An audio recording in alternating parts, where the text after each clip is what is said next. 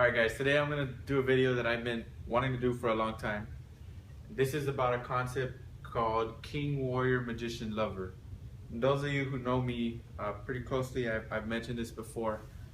It's a concept that is extremely useful in relationships especially, and love especially, knowing who you're compatible with, who you have chemistry with. But it's, I think, even more important for self-analysis and personal growth. It can teach you about your weaknesses, your strengths. You can learn more about yourself by knowing this concept. And there's a lot of personality concepts out there, but this, I think, is by far the best theory when it comes to the archetypes of your personality. So let me explain what it's about. You have 4 different archetypes of personalities. And sorry about this messy board. The first one is the king. Second one is the warrior. And then you have the magician and the lover. Now, what does that mean? They have different strengths and weaknesses. On this side, there's the difference. This right here, I guess you could say, is the spectrum of self-esteem. On this end, you have people who are more confident. On this end, you have people who are more stronger in well-being, right? Confidence is the ability to do things that are scary, to take action, even when you have that fear, that hesitation, to be bold. And well-being is the feeling of satisfaction, like you have enough, not feeling like you need more, not feeling like you're lacking. And it makes you a calmer person, a more fulfilled person. So the king right here will put well-being as its strength on the self-esteem side, and as well as the lover. On the warrior and the magician, it's confidence.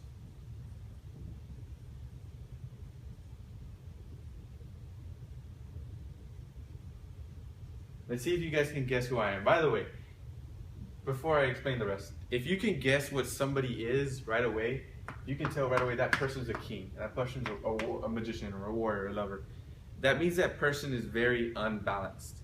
That means that they are too far in that direction because it's obvious to you what they are. If you really can't tell what somebody is and you see parts of these different personalities in them, that means that person is more balanced, more mature, more developed, right? Now, it's not that simple, but that's an easy way that I like to look at it. So if you know right away what you are, chances are you're a little unbalanced, right? Okay, so other than well-being and confidence, the other side is the way the brain thinks, the way the mind works. These two are emotional. And emotional in that they are strongly influenced by their emotions and they express them. Actually, sorry, I made a mistake. This one is emotional. The lover and the warrior. Now, emotional, that to some people that may sound like a bad thing, but emotions are not a bad thing. Too much of a good thing is bad, but what emotions do is they help you be decisive. They help you decide, make a choice, right? People who lack emotions are very indecisive. They're very in their head. They oftentimes will be stifled by analysis. So emotions are a good thing, and emotions can also influence other people to take action. These people can move you. They can make you feel something. And so that's a huge strength if you use it properly. Over here, these two are logical. And in society, being logical is viewed as a good thing, right? For obvious reasons. You can think clearly, you have common sense, you take action based on a reason, you can think things through. But being logical comes with the downside. You can be too analytical, and without the emotion, you won't take action, and you need to take action in life.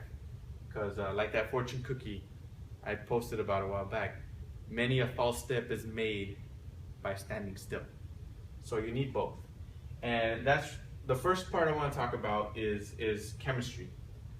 When it comes to relationships, not just romantic relationships, even though that's the biggest part, but also business relationships, friendships, you balance each other by being opposites. So the opposite of the king is the warrior, is the magician, and the opposite of the warrior is the lover. And so these two, when they get together, there's a natural balance there. Because this one is logical and this one is emotional. Those two can combine to become a very balanced and powerful force. This one is strong on well-being and this one is strong on confidence. Those two can combine and it's much more powerful. Same thing here, you have the well-being and you have the confidence, you have the emotional and you have the logical. And that's what most couples are. If you look around at a lot of couples that are doing well, they love each other, they've lasted a long time, you're gonna see that they're natural opposites in some way. That gets complicated as you get older because people mature, but it's usually obvious. To me, I can usually figure it out. What am I? If you haven't figured it out yet, I'm a king. Kind of unbalanced, to be honest, because I don't have a lot of magician in me. Magicians, let me give you some examples of these. Dancers are magicians, actors, movement leaders. By movement leaders, I mean Ted Cruz. He's a magician. Martin Luther King, Donald Trump, right? Those are all magicians. Think of Michael Jackson. Think of Johnny Depp. All these people, these are magicians. They're very confident and also very emotional. They can move you. They can move people. Michael Jackson, whether it be through his music, his art, actors, whether it be through cinema, the way they portray that character, the way they can express the feelings of a character and embody it, or movement leaders, the way they can move a country into believing in a cause and taking action because of them. Warriors, these are very targeted people. They're very goal-oriented and very logical. They're no-nonsense type of people. The best example I can think of off the top of my head is Michael Jordan. He's the ultimate warrior. That guy was all about winning. He was all about getting it done. And he was great at it. He's one of the best. Lovers, these people are very, very nurturing, very affectionate, very expressive. So lovers, I've met a lot of lovers in the beauty industry. So like if you can think of a stylist, like a salon, a lot of them are writers, poets, people who love story and they can express emotions and connect very well. That's a lover. And kings are very strategic. Kings are very thoughtful. They love to give advice. They love it. But the problem with the king is they take less action. And there's not a lot of famous kings, to be honest, because kings are a little bit behind the scenes. You know, because they're not really the one out in front taking the action. They're not really like these two, they're confident. But they are very logical and they are very full of well-being. So they like to take care of others. They like to advise others on what to do. They're very knowledge-based as well.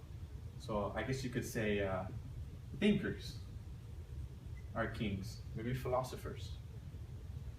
And when you look at these right here, in relationships, if a relationship, you know, you can see somewhere it's unbalanced. Like an example is Hillary Clinton, who's a warrior, Bill Clinton, who's a magician. Those are two people that are very high on confidence, but they lack well-being. And they're not a great match, obviously, right? That's why Bill does what he does, and that's why Hillary, you know, the rumors about Hillary that she has her own lovers.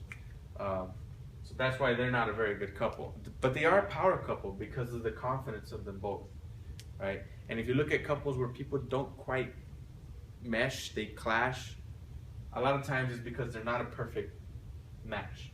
So what I would say is for you, your goal should be to come here to the center. Balance is the key. Balance is the key, in my opinion, to everything in life. You got to find that balance. If you're too extreme, you're going to fail. So if you're like me and you're too heavily keen, learn how to dance. Learn how to express emotion. Take some acting classes. Learn how to inspire people. Practice that. Practice persuasive speaking. Sales.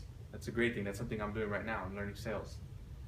And if you're a warrior and you're too logical, well, learn to, you know, stop and smell the roses. Learn to see the beauty in things. Learn to be a little romantic. And learn to be affectionate. Learn to express care for other people more easily. That's going to be difficult. Other way around, if you're a lover, learn to take action, learn to be targeted. If you're a magician, learn to think things through and not to be driven by your emotions, right? Now, the weakness of the magician and the warrior is anger and sadness. This is one thing that they struggle with the most. They get very angry and very sad. Why does that happen? And that's because they lack well-being. Well-being is the feeling like satisfaction, like you have enough. Anger and sadness comes from when you feel like you don't have what you need, whether it was taken from you or whether you lost it, right? And it's the same emotion. So how do you avoid that weakness? You avoid the weakness by getting well-being, by being proactive. So if you're hungry, a lot of people who are like this, they're hungry, they get cranky, they get moody, they're not happy. So an obvious example is you go to the grocery store, fill up your cupboards with food. Naturally, you're gonna get well-being because of that. Let's say you your self-esteem is hurt because you're in bad shape, right? Go to the gym, take care of yourself. The more proud you are of how you look, the more well-being you're gonna have, the more satisfied you're gonna be. If you don't feel like you have enough friends, right? Go out and learn to be sociable and make friends. Keep a balance of that in your life, and then you avoid that feeling of sadness, that feeling of depression, of being alone. Things like that. Don't spend all day on the couch playing video games, right?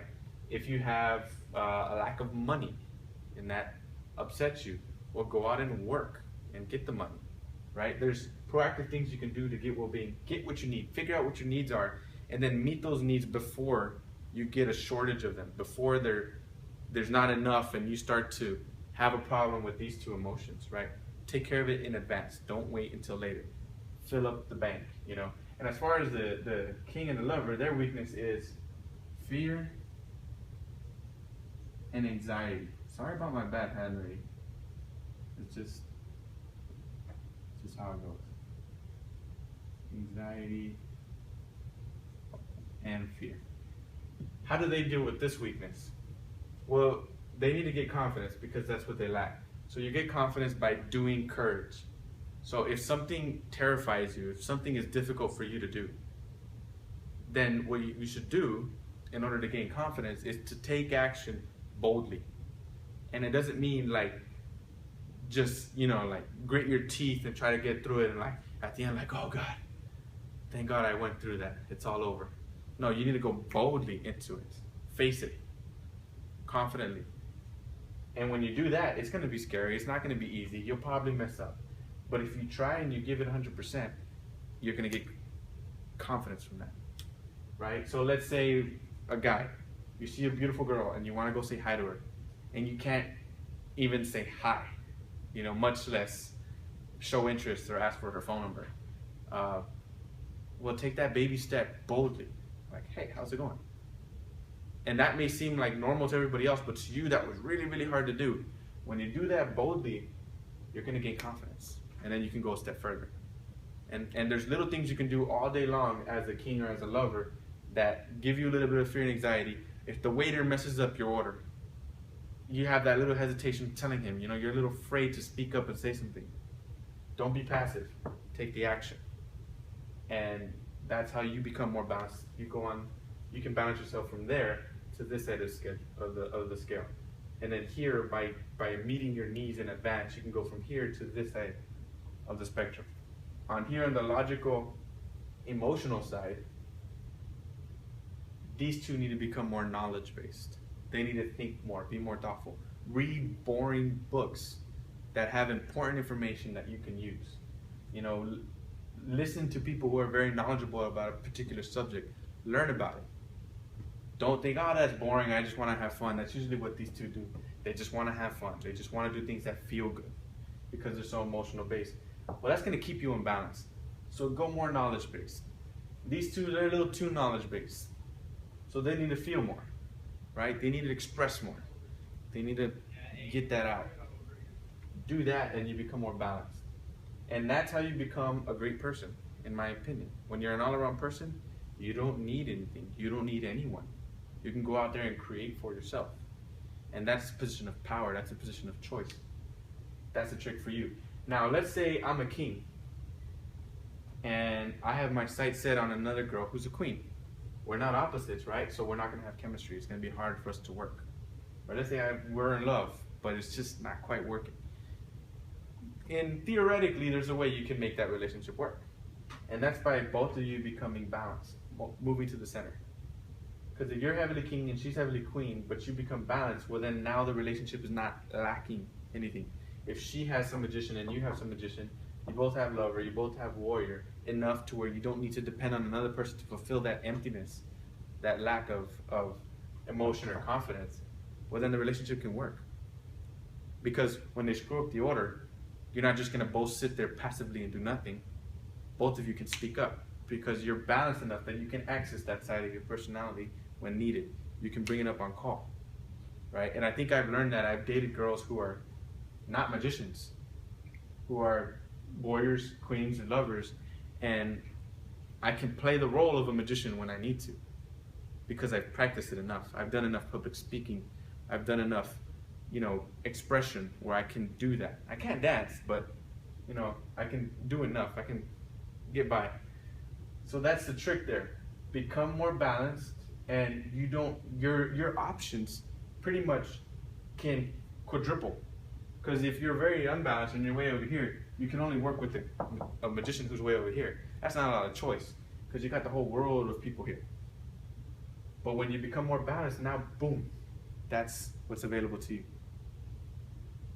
So that's how you can right away multiply your dating options by 4. And I think that's what I'm going to call this video. So I hope that was helpful for you guys.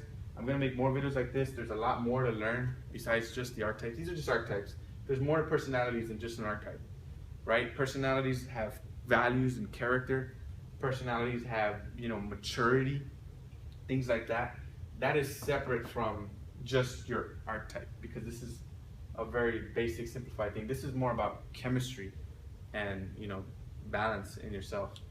But I'm going to do more videos on number 1, the value that you have in the dating marketplace, if you will, and what I think are the key ingredients for a healthy relationship, things that I observe in good relationships and good marriages, and share with you some things that I've noticed. All right, so I'll see you in the next video. If you have any questions, you know how to reach me.